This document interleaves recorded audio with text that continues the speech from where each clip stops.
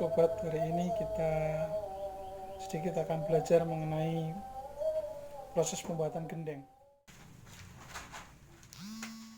Like dan subscribe-nya terlebih dahulu sobat, semoga tayangan ini bermanfaat. Terima kasih. Gendeng yang kita produksi ini tentunya berbeda dengan tempat yang lain karena masing-masing wilayah mempunyai ciri khas tersendiri. Di Pulau Jawa ini banyak sekali tempat-tempat yang memang menjadi penghasil gendeng, termasuk di tempat kami ini mempunyai ciri khas di mana pembakarannya kurang lebih di atas 14 jam, kemudian prosesnya minimal 3 kali untuk proses molen atau pencampuran. Berikutnya kita menggunakan bahan bakar dengan kayu jati sehingga lebih panas dan rentangnya lebih panjang. Berikutnya warna yang dihasilkan dari genteng yang kita produksi ini juga tidak terlalu coklat. Berikutnya kelebihan yang lain adalah di mana gendeng yang kita punya ini lebih kuat dibanding dengan beberapa gendeng. Di tempat kami ini ada 13 usaha mikro untuk proses produksi gendeng, dan ini semuanya turun-temurun, tentunya tidak semuanya eksis. Kadang berjalannya waktu itu ada yang bisa berjalan, kemudian ada yang tidak. Ada juga yang mengerjakan tender dari usaha yang lain, dan itulah problematika yang dihadapi. Kemudian permasalahan-permasalahannya tentunya banyak sekali, antara lain dari proses produksi ini alat yang kita gunakan juga terbatas. Kita masih menggunakan manual, tekanannya masih menggunakan kaki, kemudian yang ada di sini ini masih menggunakan tangan. Sementara di tempat yang lain, apalagi kalau kita melihat di daerah Cina sana, produksinya semuanya sudah menggunakan hidrolik, semuanya sudah menggunakan pneumatik. Di proses produksi, manakala hari hujan juga kita tidak bisa menjemur. Kemudian bahan baku, manakala hari hujan karena mobil tidak bisa sampai ke lokasi, maka ini juga tertunda. Di lini produksi memang terbatas sekali karena semuanya masih manual. Kemudian di saat kita membuat sebuah distribusi, itu kita hanya bisa mengantar untuk produksi-produksi dengan pesanan jumlah yang besar karena ditopang dengan angkutan yang kita harus mencari tersendiri.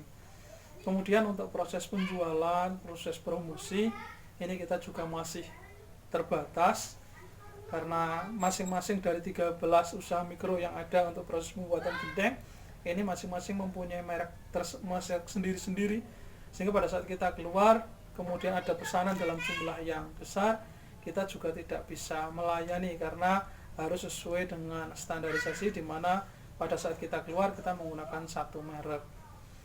Berikutnya untuk proses pengerjaan ini tidak ada quality controlnya, hanya pada saat kita melihat gendeng tersebut banyak yang pecah, itu kita baru adanya pemikiran ulang apa yang harus dilakukan. Tapi selebihnya ukuran, kemudian kekuatan, daya tahan, itu semuanya belum pernah diukur. Jadi ini menjadi salah satu PR buat kita. Kemudian peran serta pemerintah ini baik dari sudut pandang modal, permodalan, kemudian fasilitas yang lain seperti bantuan-bantuan, ini memang belum begitu banyak, sehingga kita hanya berjalan sesuai dengan realnya saja, dan itu menjadi sebuah rutinitas saja.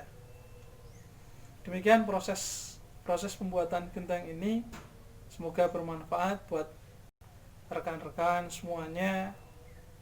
Tidak ada yang tidak mungkin untuk diraih, meskipun dari usaha turun-temurun seperti Saudara lihat yang seperti ini, tapi alhamdulillah masih bisa memberikan kontribusi kepada beberapa warga masyarakat sekitar.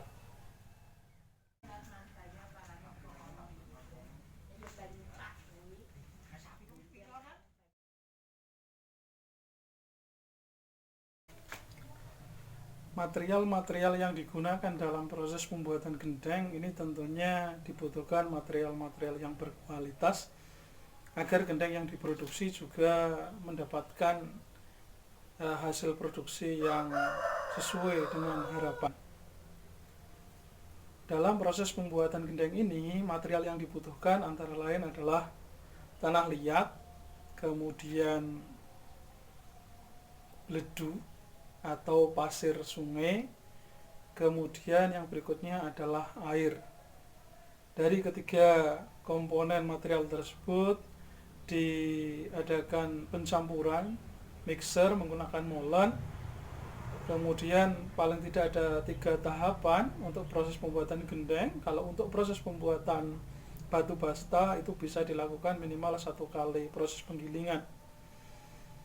Dari material tersebut tentunya dengan komposisi yang sudah diatur yang sesuai, setelah tercampur baru diadakan proses yang berikutnya, yaitu tanah yang sudah jadi diendapkan terlebih dahulu atau dibiarkan terlebih dahulu agar campuran tersebut benar-benar meresap. Kemudian dapat dilihat di bagian belakang ini ditutup dengan plastik agar tidak terjadi material tersebut berpisah antara satu komponen dengan komponen yang lain. Setelah proses tersebut dilaksanakan, pencampuran kemudian ditahan terlebih dahulu beberapa hari, dilanjutkan dengan proses pencetakan. Dari proses pencetakan ini dilanjutkan dengan proses penjemuran, dijemur, dan setelah dijemur kemudian baru ditata, dibakar, dan setelah itu baru bisa didistribusikan. Demikian prosesnya secara keseluruhan.